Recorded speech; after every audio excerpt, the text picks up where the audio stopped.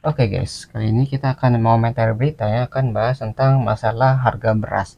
Lalu kebijakan apa yang dikeluarkan pemerintah untuk mengatasi masalah seperti ini?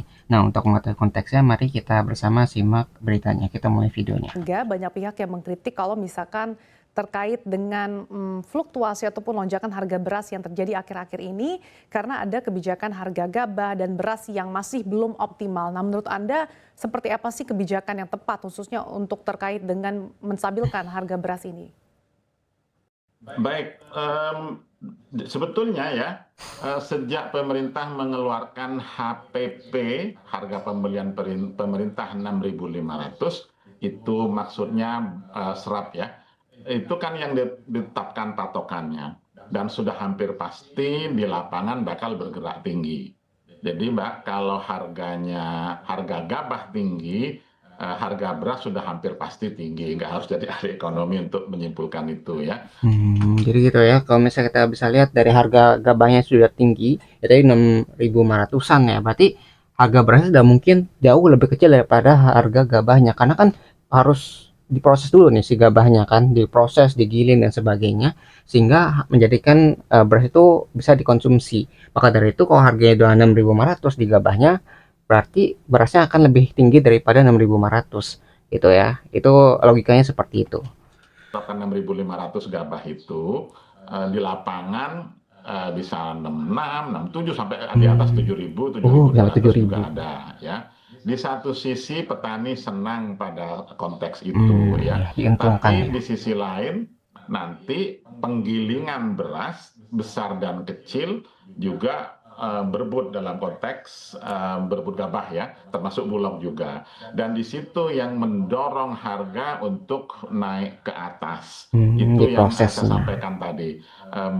Ketika diambil untuk stok gudang beras di Bulog sudah pasti hampir tinggi. Jadi memang sedang ada pergeseran, itu mungkin yang kata masyarakat tadi bermasalah itu. Pergeseran polisi dua hal. Satu memang menaikkan harga gabah ya menjadi 6.500. Saya tambahkan lagi at any quality, berapapun kualitasnya dibeli. Anda bisa menduga kan, kalau berapapun kualitasnya dibeli, yang rendah, yang kualitas buruk dengan yang kualitas keringnya baik dibeli sebesar itu. Anda Jadi ini jadi bakal jadi masalah sih kalau misalnya yang bagus sama yang jelek itu harganya sama. Lalu buat apa sih petani itu memproses gabahnya untuk menjadi kualitas baik, baik ya? Misalkan gabah tuh harus jemur dulu ya biar kering gitu, biar nggak busuk atau biar bisa tahan lama. Nah itu buat apa petani melakukan hal tersebut? Kalau misalnya yang jelek sekalipun dihargai sama dengan harga yang bagus gitu ya gabahnya. Ya ini bisa menjadi efek negatif sih kalau misalnya harganya disamakan semua gitu, diratakan semua. Jadi kualitas yang bagus dan jelek itu disamakan. Ini jadi membuat petani jadi malas kemungkinan ya buat mengolah berasnya itu, misalnya ngeringin berasnya dan sebagainya gitu ya. ini bisnis ini ya, ada proses penjemuran, ada proses pengolahan dan lain-lain. Itulah yang meningkatkan harga. Bahkan saya khawatir, saya memang belum melakukan penelitian lapang, tapi observasi spot-spot sudah saya lakukan kalau ke lapang. Khawatir menimbulkan disinsentif kepada petani untuk tidak meningkatkan kualitas berasnya. Dan itu kan regres ya, agak bertentangan dengan kita berupaya untuk meningkatkan kualitas beras agar harga jualnya lebih tinggi, kan begitu ya. Dan dari situ yang saya maksudkan menjadi insentif negatif tadi. Akhirnya biaya untuk meningkatkan kualitas beras tergeser ke penggilingan dan tergeser ke Bulog. Karena konsekuensi berikutnya ketika beras basah atau beras kualitas tidak bagus masuk ke gudang, biaya penyimpanan di gudang makin besar. Oke, kalau itu ditanggung pemerintah nggak apa-apa, tapi pasti membebani anggaran ya. Nah itu jangan masalah di situ. Jadi karena petaninya pada ngirim yang jelek-jelek aja ya, karena harganya tinggi tuh. Buat apa ngolah beras yang bagus gitu ya? Yang jelek aja dikirim, akhirnya yang jelek ini harus diolah kembali, misalnya harus dikeringkan, harus ditingkatkan kualitasnya. Nah ini bergeser ya biayanya dari petani ya, yang pertama yang ngolah itu sekarang bergeser ke si penerima atau pengepulnya, kayak misalnya bulognya. Ya mereka harus ngeringin dulu, harus ningkatin kualitasnya, sama harus ngiling si gabah itu supaya bisa menjadi beras yang bisa dikonsumsi. Ya, jadi prosesnya berpindah dari petani ke pengepulnya ya. Jadi naiknya di situ. Itu ketika dia menjadi beras, dan itulah yang menyebabkan kenaikan. Apakah disebutkan ya, kita sudah sampaikan untuk meningkatkan, memperbaiki kualitas kebijakan dulu.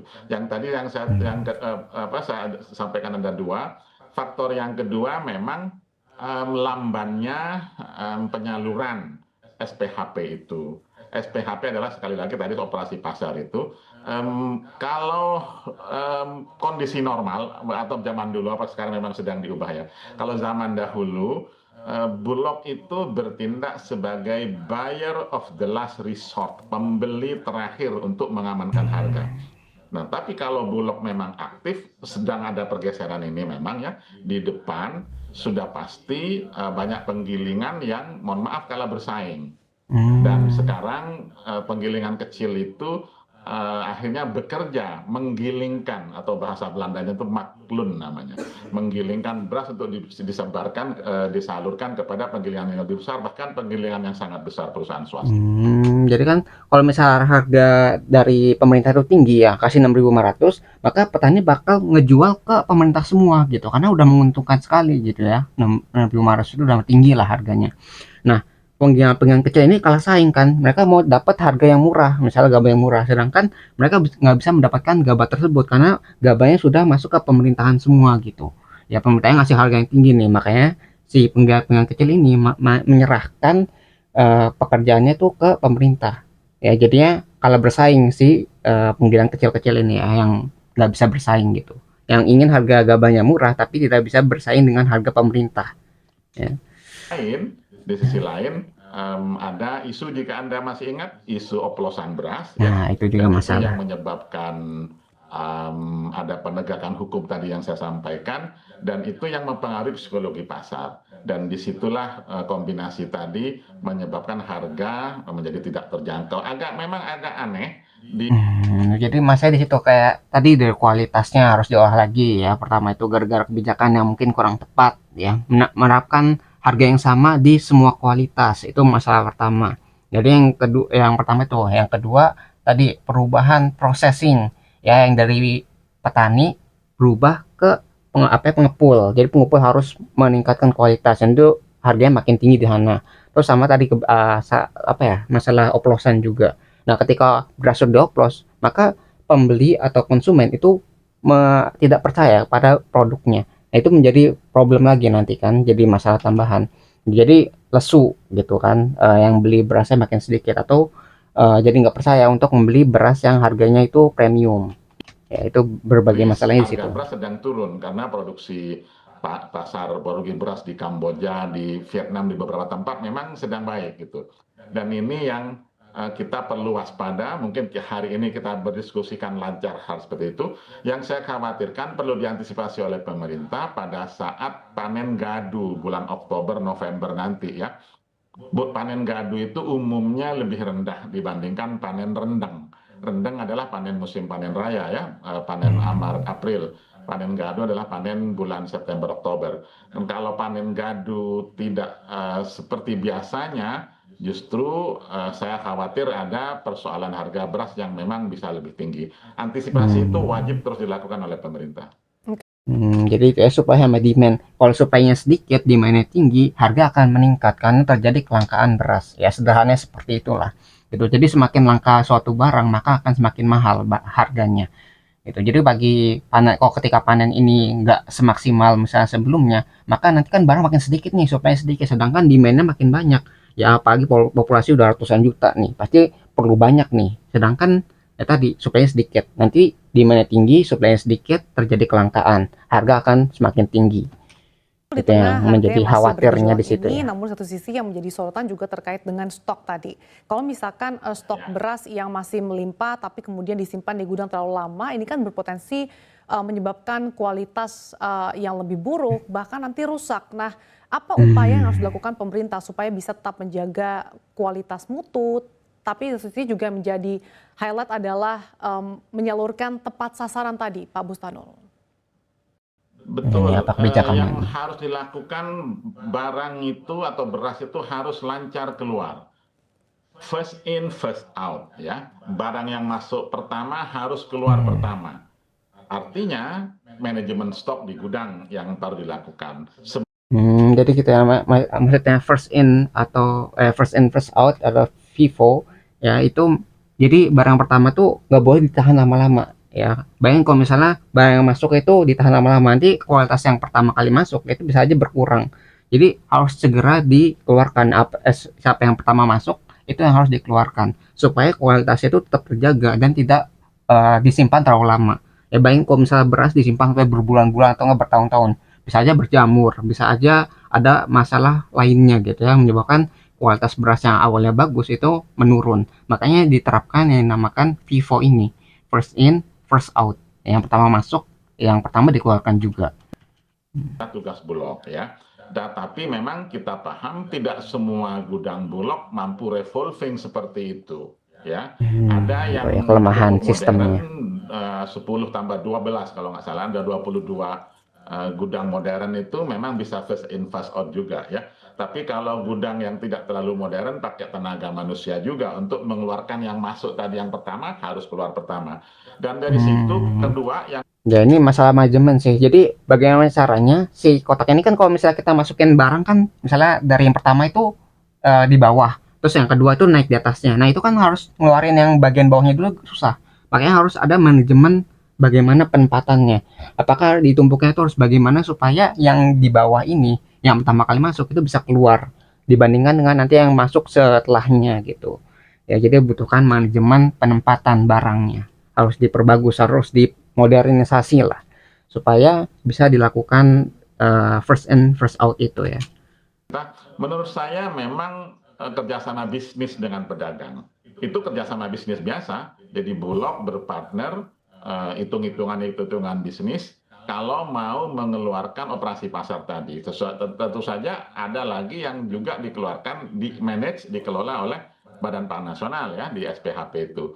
Jadi ada proses bisnis, ada proses namanya PSO, Public Service Obligation, juga harus dilakukan.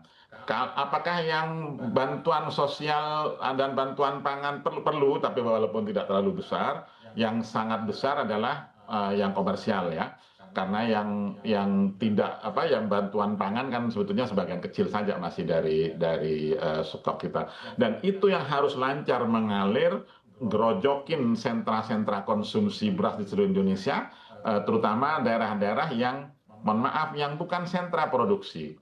Kalimantan bukan sentra produksi, Indonesia Timur bukan sentra produksi. Sentra produksi itu kan sebagian besar Jawa, ditambah Aceh, Medan, Sumsel, Sumbar, Sumber berasnya tuh ya. kemudian NTB, Sulsel, Sulbar sebagian gitu.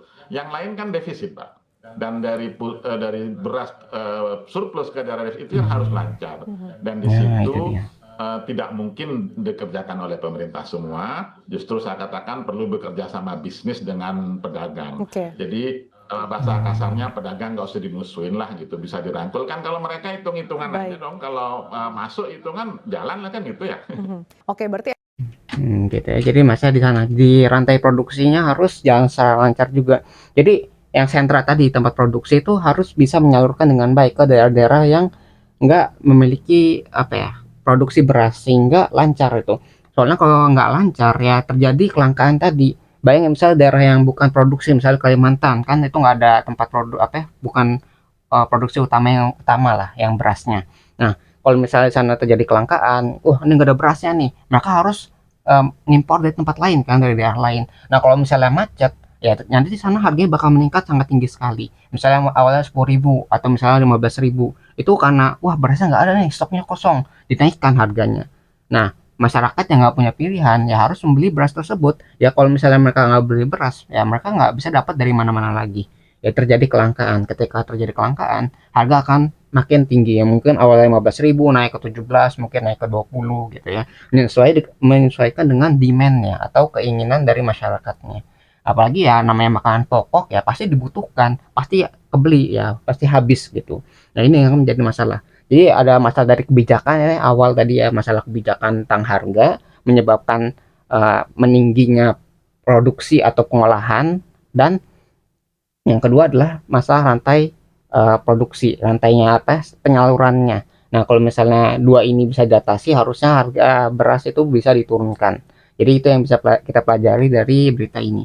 Nah, mungkin itu ya yang bisa saya sampaikan. Kalau misalnya kalian tertarik dengan video aslinya, link sudah saya cantumkan di di deskripsi videonya. Nah, mungkin sekian yang bisa saya sampaikan. Kurang lebih mohon maaf. Semoga video bisa bermanfaat. Kita ketemu lagi di pembahasan selanjutnya. Insya Allah.